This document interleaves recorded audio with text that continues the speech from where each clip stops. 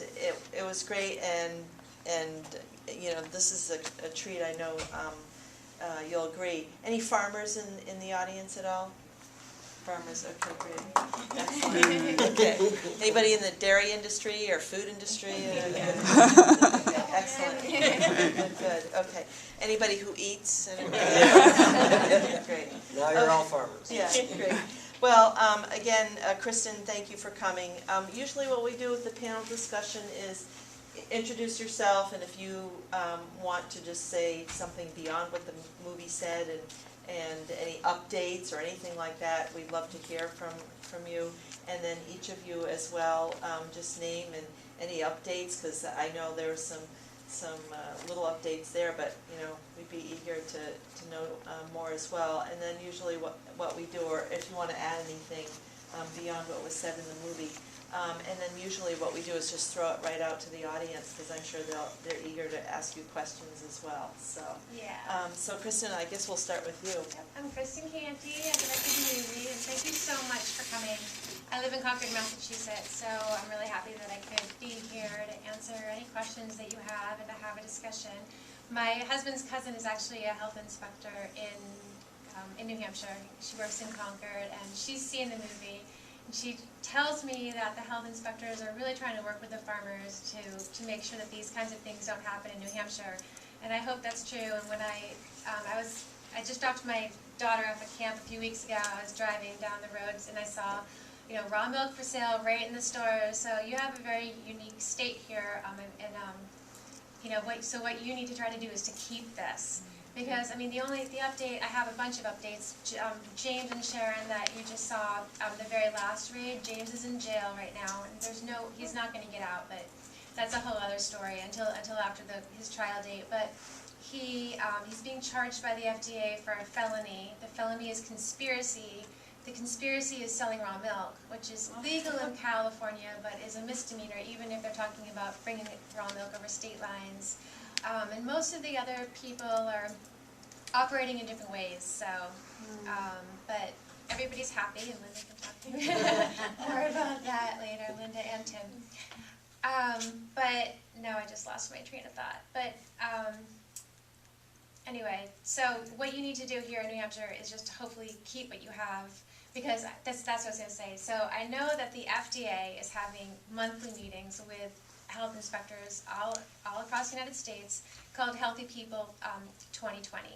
And Tim can probably talk more to this, but there's like pages and pages and pages of objectives. One of the objectives that actually isn't written there anymore, it was written there, it's been taken off, but I know it's still one of their objectives, is to decrease the number of states that allow for the sale of raw milk. And so in Massachusetts, the way that the health department has done this to us is they've told us that it's illegal for us to carpool. Since we can buy it off the farm and the farms are far away from Boston or Concord where I am, we carpool or send out a refrigerated truck to get our raw milk.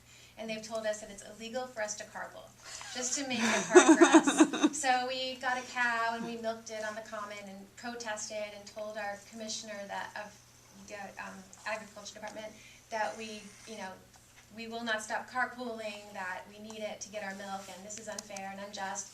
And they've maintained, it's not in the books, but they maintain that they're looking the other way for now, but it is illegal for us to carpool to get our milk.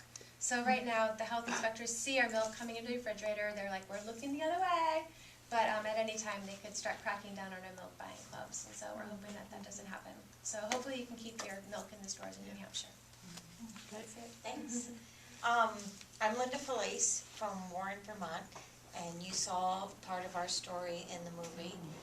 And to give an update, because of FARMAGEDDON, because Kristin put so much time, money, and effort into making this movie, there was a showing on Capitol Hill in December, and this was sponsored by Ron Paul, Shelley Pingree, a congresswoman from Maine, and Congressman Perlmutter from Colorado.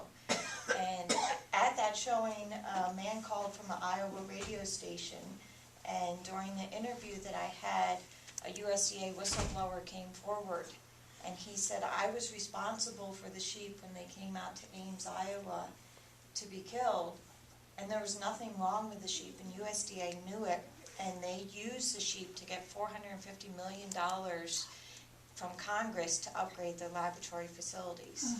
He said, and I have all the documents to prove it. So that's, Your tax money at work. yeah.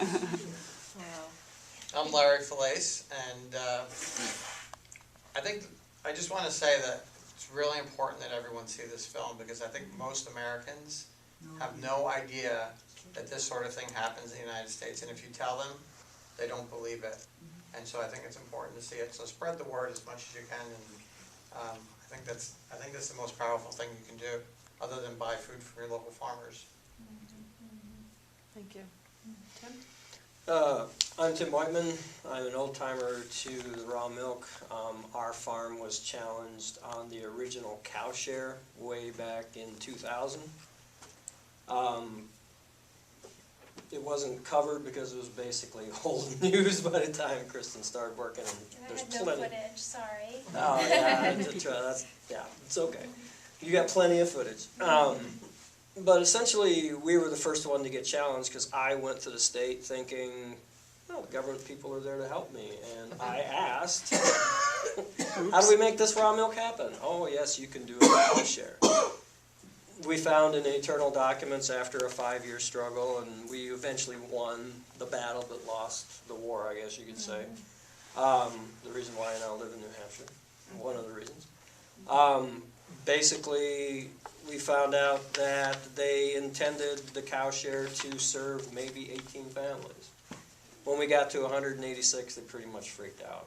And we were in the most far north county of the state, least population, and we were serving 180 families. So again, just like Larry said, these things do happen. After we sold the farm and the restaurant and the bakery, that became Clearview Acres in northern Wisconsin. Sally Fallon called me right before I purchased land in Belize to retire from public policy, that she wanted to start the Legal Defense Fund. So I helped begin the Farm to Consumer Legal Defense Fund. At the same time, we started the Farm to Consumer Foundation, which I am now the president of. The Farm to Consumer Foundation teaches education about well, originally we started teaching education about raw milk safety, good practices, how to keep it clean. Now that all food's under attack, and I can tell you that farmers markets are growing, but they're starting to eke into the perception that they might cause an issue with food industry's sales. So now farmers markets are starting to be targeted for enforcement. You can no longer wash vegetables because they're now a processed product. You have to have a electronic or gas-powered refrigeration at most farmers markets. I mean, around the country, there's starting pressure. So essentially, the reason why I think this is happening is because it's perception. If the food industry did not have something out there to compare what they sell you to, they can sell you anything at all and call it food. Right now, people are starting to think, and remember, we are what we eat. They're beginning to relate food to health, and people are starting to question what's been sold them for years and years, and the local food movement is much more than just about food. So I'm on the East Coast to learn about the local food movement as the East Coast. I've studied in the Midwest. I lived in Ohio for 6.5 years. I pretty much know what California is doing for local food, but the East Coast has its own understanding of local food. New Hampshire's a bright star of raw milk, but you've got a pretty low population and you're pretty independent, so let's hope it stays that way. Vermont has got some good things going, but what we're learning is communities will decide their future, and food is just a very small part of that. So, glad to be here and more than happy to answer questions. Thank you. Did you want to say anything else before we open it up? No, just thank Okay. you so much for caring enough to come. Yeah, And fire thank you for away. eating. This issue. Yes. Yes. Yes, I mean, I don't have a problem with the idea of the Department of Agriculture inspecting people, but it's sort of to think they have better things to do is kind of my, and is there the same proportional amount of inspection going on the industries that need it, like the big agriculture and so I didn't know, were you able to get how much of the resources are going to, you know, inspecting some little milk farm or some little co-op, and how much of the resources are to big dairy and big, you know, other big animal These production. people are experts at that, and I just agree with you that they should have better things to do with my money. Yes, these people are experts at, and so I'm going to leave it to them to answer that question of how many of the resources are going to inspect our bigger facilities.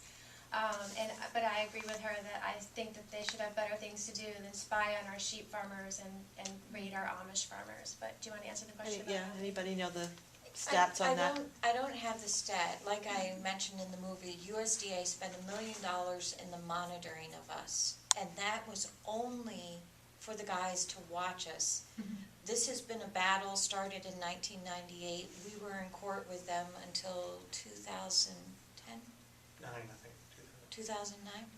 And so all those legal fees, all the people that were hired, none of that is included in that million. So there is an absurd amount of money that goes to small farms, goes to monitoring small farms and going after small farms. An example is the National Animal Identification System that USDA has been proposing in different ways. And if you are a small farm, every animal, even if you only have an individual chicken, would have to be tagged. But if you were a CAFO, so a confined animal feeding operation, you do not need to have every animal tagged. You only need to have the barn, the houses, perhaps 10,000 birds identified. I love that CAFO thing. Because they're not really farms, they're confined animal. I've never heard that term before. And the fact that USDA and the FDA both have, USDA is called the Investigative and Enforcement Services. It's their own police force. That's a huge issue and something I think that needs to be removed. Tim, did you want to add to that? Or? Yeah, just to give you a comparison of how things are set out, my dad is a butcher, and he does chickens. Well, he did. He sold the plant a few years ago to somebody else. But in the state of Wisconsin, if you're a state certified inspector, an inspector comes when you butcher chickens. So 4 days a week, the inspector would come down, and the plant would kill 5,000 chickens a day, which seems like a lot, but when you compare it to Purdue, which is, 24,000 an hour. Essentially, that inspector would look at all 5,000 chickens. Essentially. No, the inspector would look at every chicken. Okay. So, if there's a wing damage, okay, clip this off. Ooh, this one's got something, throw it away. In the big Purdue, like the big chicken houses, they inspect one out of every 18,000. So, essentially, HACCP plan was basically geared to where you didn't need all these inspectors, so the plants inspect themselves, and now the inspectors inspect paper. So this is why we're seeing this large increase of foodborne illness because of industry's favor. I can't tell you how much inspection is being done on large ag as to small ag, but I can tell you that the FDA is funding state departments of agriculture to the tune of at least $1 million a month for basically support, but that support has strings. And Has strings? has strings, yeah. Well, conditions. Right. Yeah. Okay. I mean, it's like, I'll lend you some money, but here's some conditions. So essentially what we're seeing is the FDA is now placing itself on behest of the local state departments of agriculture and what they see should be fit. It used to be the Department of Agriculture in a state would have to meet certain level and then the federal government would leave them alone. But if the state didn't meet the regulations like New Mexico, they've always been in USDA jurisdiction because they didn't have many animals, so the USDA did whatever it was because it just wasn't cost effective for New Mexico. But now FDA is coming in on behest of large corporations saying, this is what we want, this is the money, And the healthy initiative for 2020 is just one aspect of it. But I will say there is uneven enforcement. One, on part that most inspectors don't know how to inspect anymore because they're essentially into reading papers. So in a lot of cases, I talk to a lot of farmers how to inform their inspectors how to inspect small dairy farms because they haven't done it before. And everything's very big, so they only have, you know, this mindset with the blinders on. It's just like a HACCP plan. A HACCP plan is an ungodly document that you have to fill out in order to meet registrations or meet restrictions for doing business. And they always tell you, well, if it doesn't apply, just write NA. Well, when I did one for our bakery that was doing wholesale meats in Wisconsin, it was 99.5% NA because it didn't apply. But you had to fill it out in order to get a wholesale license. It's just insane. They have removed the regulations for interpretation or sizeability. It's one size fits all, and that size is very big. So that incomes prejudice.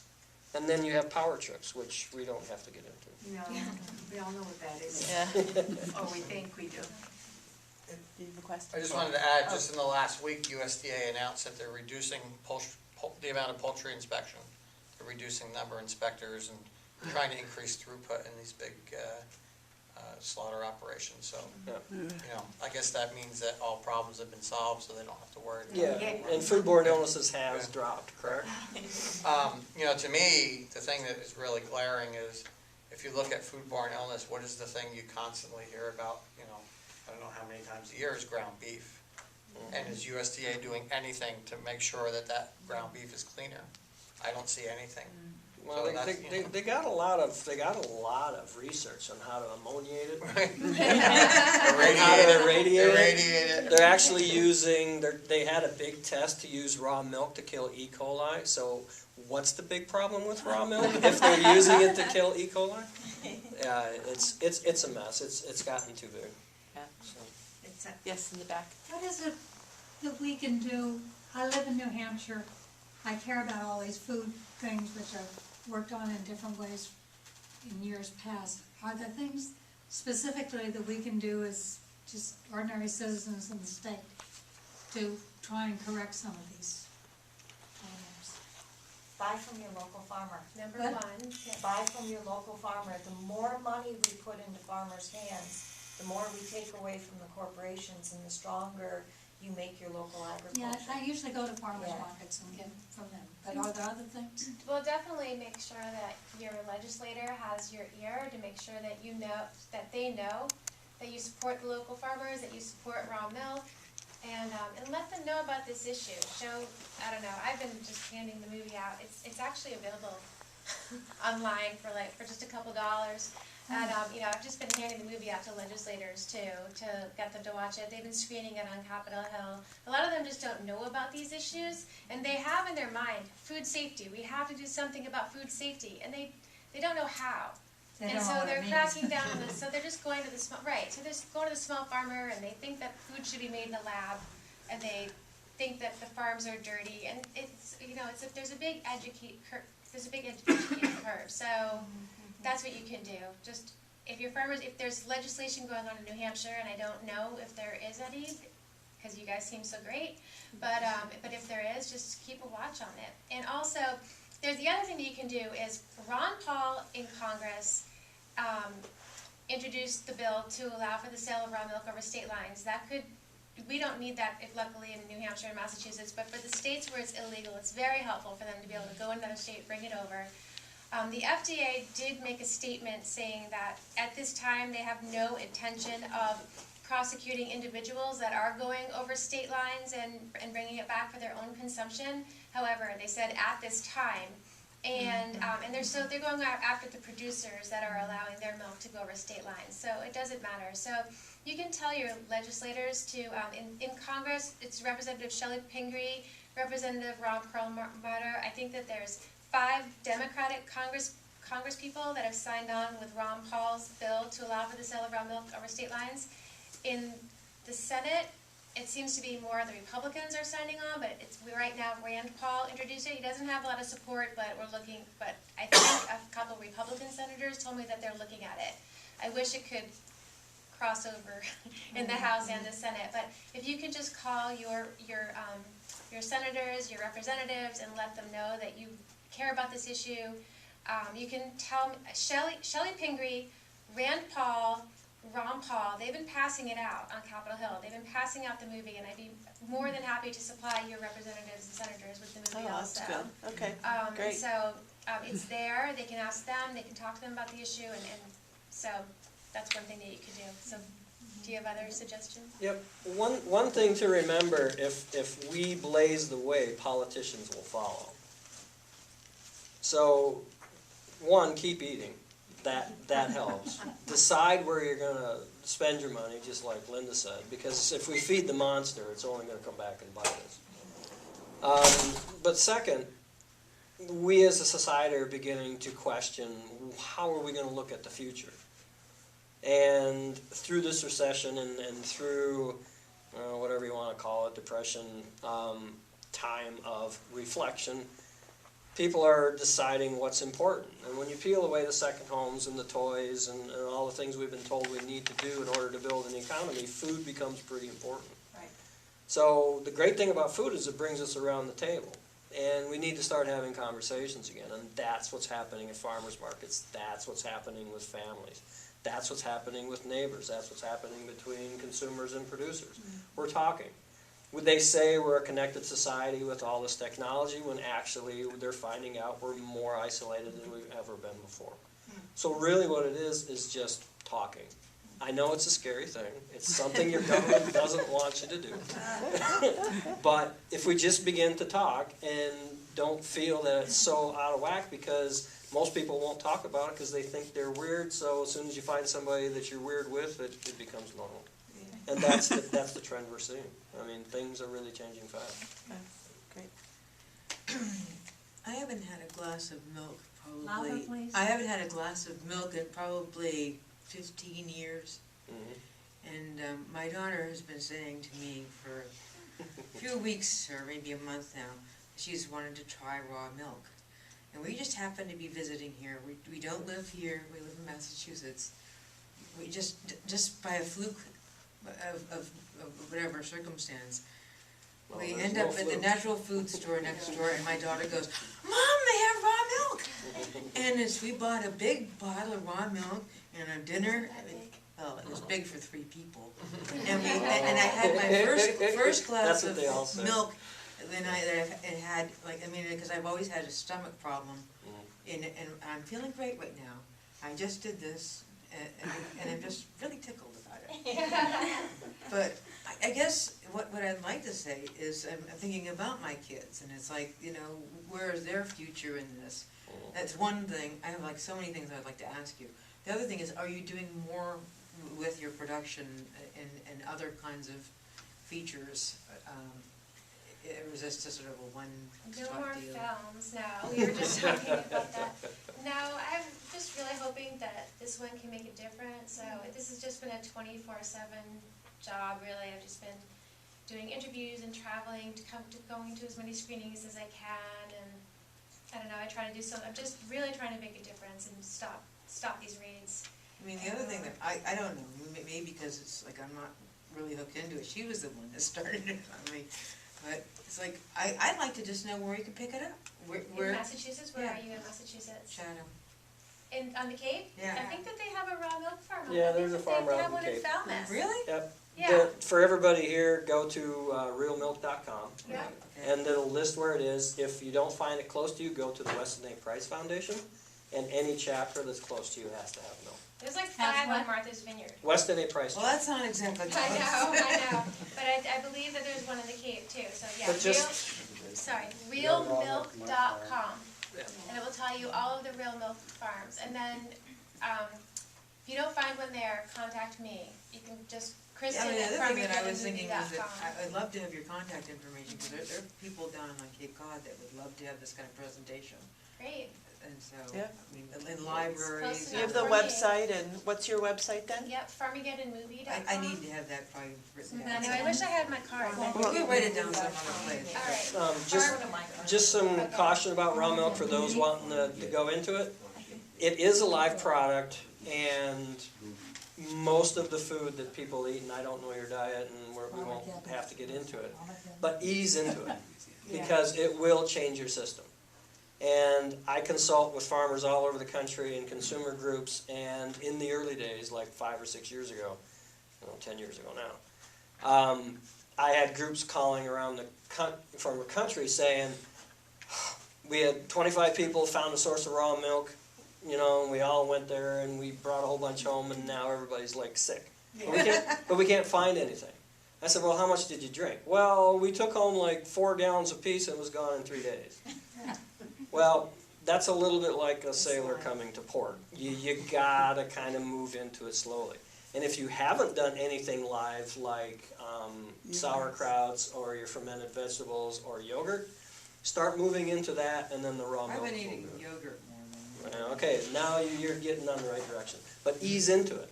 Because if you drink too much, it will purge your system, and it looks like you're sick, but you're not, because the good bacteria won over the bacteria. Because You're detoxing. there's so many things that people are afraid of. I mean, we were homeschooling, and it's like, that was a big, oh my God, you're already it's halfway terrible. through And it's terrible that people are so afraid of it. And not to get into the NRA, but if people could go buy a gun easier than Oh, sure. buying the milk. Marijuana, too. Marijuana, yeah. Well, that's, anyway. You had a question? Yeah, it's gone now, but. Okay. All right, well, when it comes back to it. Anybody else? Yes. A lot of the information that I've heard tonight and lots of other places, I guess you could call me a foodie, it makes me a little bit nervous about buying food that I didn't either grow myself or somebody I know didn't grow. And in Concord, it's really easy to get to know the farmers. There's one right here. And so, the people, you can even visit the farms, and I feel very comfortable eating those things.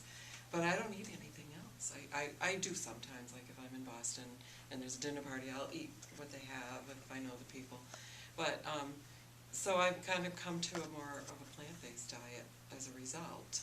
And I'm just wondering if any of you in the animal food industries have considered sort of changing over to more, growing of vegetables instead, just to avoid all these problems. I mean, I hate to think of these kind of rates happening, and I don't think they're happening for people who are growing vegetables, but I'm not sure. Well, They there was are. a guy in Illinois 2 weeks ago, I believe, that was raising bees. He just got raided. So, You just got what? he just got raided. For raising bees. Yeah. Bees? Yeah, Oh my his gosh. beehives And were here they raided. are on the decline, and he's got raided for raising bees? Yeah, with the National Animal Identification System program that they were proposing, they wanted vegetable farmers to identify their vegetables, and that they developed a microchip that we would consume. And then if we got sick, they would then be able to find out where it came from. And this sounds Orwellian. Yeah. And there was even that, I Oh, can't she remember what comments you remembered. were at, there was discussion about that, if they got the national animal ID thing through, that they would, kind of the second tier would be to have vegetable farmers regulated, so that, like if you had your backyard garden, if your tomatoes got a, fungal disease, that could be a risk to a tomato farmer, so that you should have to register your tomatoes. Yeah, so the answer too is no. I try to support, vegetarian diet didn't work out for me, so I try to support my raw milk farmer and grass-fed beef farmers, but there is the Weston Price Foundation, the westonaprice.org, and all of this is on the website, FARMAGEDDONMovie.com. They have a shopping guide where you can go through, so if you are somewhere else, it has like the best products that you can buy, which is obviously from your local farmers market. And then if you can't get that, they have different products that you can get in the mainstream supermarkets that are still good. So that's a nice guide. On my website, I also have this thing courtesy of the Grace Foundation. The Grace Foundation are the people that made the movie The Matrix. which is a little animated cartoon about our agricultural system. It's very cute, and you can get that on my website also. And they made an Eat Well guide where you can type in where you are and even where you're going if you're going on a trip, and it will give you a list of sustainable restaurants, organic restaurants, farmers markets, local grocery stores, places where you can get food all along the trip. And you can even just plug in your whole trip, and it will give you that. Your It's right website on is my what? website, FARMAGEDDONMovie.com, and it's called the Eat Well Guide. Excellent. So yeah, it's nice. It's a nice resource that they gave me. Great. They gave all of them. And just to counter your fear, which is real, it's more about your internal flora and what's out there. We're just beginning to understand with the local food movement how depressed our immune functions are. So the more this expands into more of the population, the more illness seems to raise, but actually what we're finding is just people have been so compromised for so long, they can't take anything except it's dead. And that's not a good thing, because now you're just lining up to go to the hospital. Regarding immunity problems, there are a lot more people with lactose intolerance these days. Is it because, and I know this is just a weird question to ask you, is it because our society has had pasteurized milk for so long that the body no longer can produce that enzyme to break down the fat? I have the answer for that. We're cheesemakers. And when you make cheese, cheese is mimicking a mother feeding her young. Okay. And so it comes out of the breast warm, the milk is warm, goes into the child's mouth, goes down the esophagus, comes into contact with hydrochloric acid into the stomach, and in the stomach it comes in contact with chymosin. Right. And chymosin is where we get rennet from. Rennet is the enzyme which makes the milk coagulate. So the baby drinks the warm milk, it becomes more acidic, changes the pH of the milk, and in the stomach it forms a curd. Because if it stayed in the liquid form, it's just We've all going to seen run a right baby out. vomit. Yeah, yeah. And that, it then gets pushed into the intestines and gets worked, and that is what allows the baby to get all the nutrients out of the milk. If I could just add one thing, that milk is also teeming with lactic acid bacteria Yeah. that are very important for the digestion of that milk. It's not dead, it's alive. So if you don't have the lactic acid bacteria, hence the reason for lactose intolerance. But Well, there's- it goes a little bit further. I mean, and further. Yeah, so when we teach our classes, we work with raw milk and we work with pasteurized milk. Because if you take raw milk, technically you don't have to add a starter culture because all the bacteria is already there. Cheesemakers usually do to make sure there's enough of the bacteria. A little higher temperature, you add the rennet, which is from the chymosin. It coagulates, forms a curd. You cut the curd, put it into your molds, and you form a cheese. If you have pasteurized milk, you have to be very careful with the milk. You may have to add calcium chloride because the pasteurization process denatures the calcium. It doesn't get rid of it, it's still there, but it cannot be absorbed, it's not biologically available. And then you add your starter culture and then you add your rennet, and you get a curd, but you have to be much more gentle, it falls apart more easily. You take ultra heat treated, ultra pasteurized milk. You add your calcium chloride, you add your starter culture, you add your rennet, it starts to come together and then it rots. And you cannot make cheese out of it. And unfortunately, some of our largest dairy distributors in this country are buying up raw milk or organic milk and abusing it, and they want to be able to sell it all over the country, so they ultra heat treat it, such as Organic Valley. And mothers go into the grocery store and they say, oh, 6 weeks, I'm not going to have to buy milk for 6 weeks. Get it off the shelf. And it's organic. It's organic, which the poor farmers have worked so hard to make this beautiful milk. And then the child drinks it, it goes into their stomach and it rots. And so then, so I'm on a campaign to make ultra heat treated milk illegal. So 80% of organic milk in this country is controlled by Organic Valley and Horizon. And because of distribution reasons, they ultra heat treat all of that. Ultra heat treat all of that milk. And then many of your non-organic brands now, not all of them, but many, more and more every day, are ultra pasteurized. Because you will never see a health claim on a bottle of milk that's ultra pasteurized. It will never say, you know, ultra pasteurized to make it ultra safe or ultra good for you. It just long shelf life to make more money. So That's it. ultimately, it's about controlling you guys so that the larger companies can make more money Oh, yeah. and freely kill America. Well, here's another, Maybe I'm just gonna put a here's, shelf. yeah, well put, but here's one more thing about lactose intolerance, which everybody has to know. UC Davis out in California wanted to do a raw milk lactose intolerance study. So they set up the parameters and the medical known parameters of what lactose intolerance was. So they asked for 400, they needed 400 test study, they needed 400 people for their test study. And they actually got like 500 and some people interested in the study to do raw milk and see if it helped lactose intolerance. Of the 400 to close to 500 people that thought they had lactose intolerance, only 17 met the parameters of lactose intolerance. What they're finding is people are allergic to all the crap they're killing with high temperatures in milk. That's basically why I said So what I it's, said. yeah. Yeah. But it's the stuff that they're killing that you're reacting to. It's the dead proteins, it's the dead bacteria. Because when you pasteurize milk, you have this idea that these bacteria are like just going to sleep.